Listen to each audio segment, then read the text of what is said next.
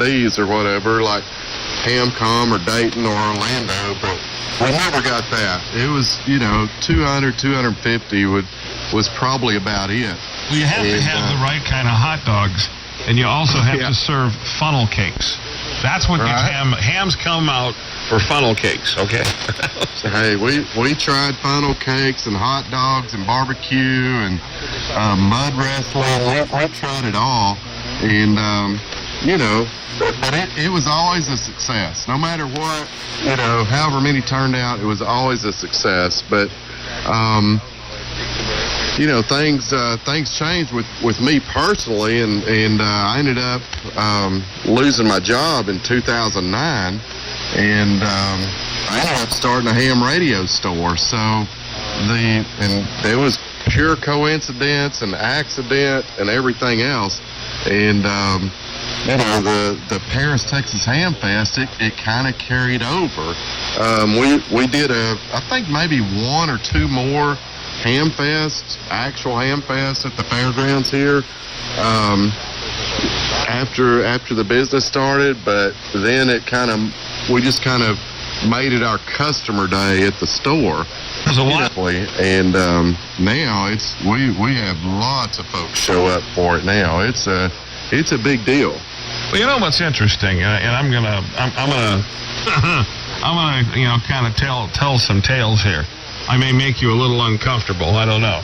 But the thing that I realize about the Maine Trading Company, we'll try to get into this here in a minute, and you can tell how you actually wound up getting started in this. But here's the deal.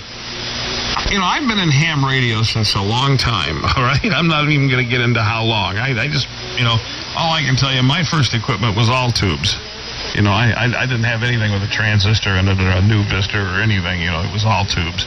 I've dealt with a lot of amateur radio stores over the years. I really have. And the thing that has struck me more than anything is the pick up the phone, because they're always a distance away. You never have a ham radio store in your hometown, So you pick up the phone and you call and you say, hey, tell me about this right here. I'm thinking about getting one, but I've read the description and I've done all that, but what about this or what about that? Will it do A, B, or C, or how does it work, And you got some guy on the phone that says, so here's the deal. Ring, ring, ring. It's like, hello, Emerald's Radio, whatever I am.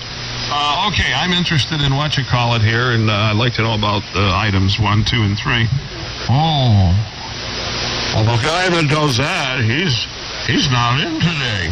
I'll have to have him call you back, it's always something, it's like, I don't know how to describe it. And then there's this unconcerned attitude, that you have. And I'm not saying everybody's like that, don't get me wrong. I'm not saying that. But I think it's so important that an amateur radio store be owned by radio amateurs, people who are actually active and in the fraternity of ham radio. And there's some places that's just not the case.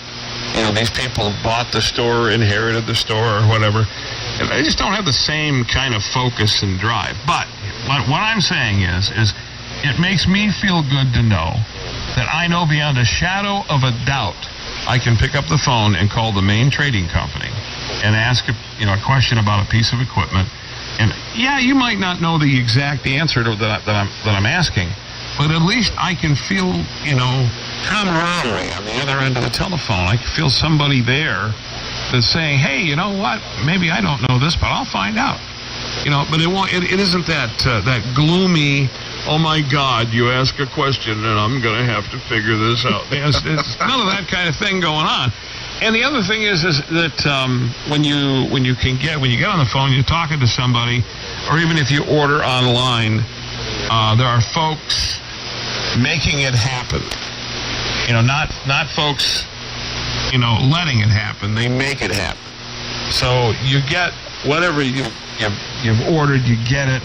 It's right. The order is correct. They're paying attention, that sort of thing.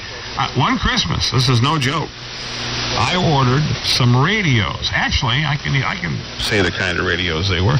They were ICOM, amateur radio transceivers, and I had to, and the tracking was not supplied. Everything was just and it's Christmas time. Who the heck wants to go into opening gifts and all the gifts you planned on giving are not there?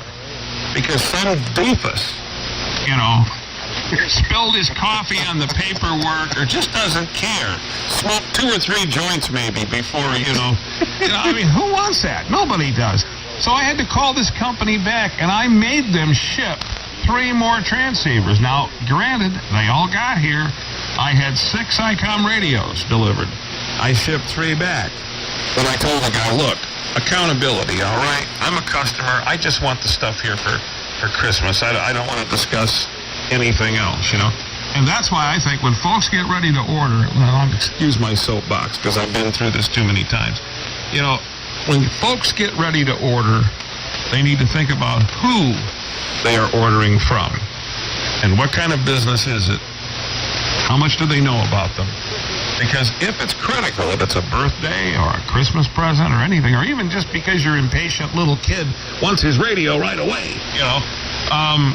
you need to know these things because that's what puts your mind at ease, and that's how you know that you're getting a deal. Sometimes, a 99-cent discount is not exactly worth anything. If the radio doesn't get to you or the accessories or something like that. Anyways, that's my soapbox. That's why I like you, Richard, and that's why I like your company, the Main Trading Company. That's just honest, not blowing smoke or anything like that. I have some hot buttons, and ham radio stores are one of them. And yours is a people business, and I really admire that. And eternally hope that you guys are successful and do really, really well.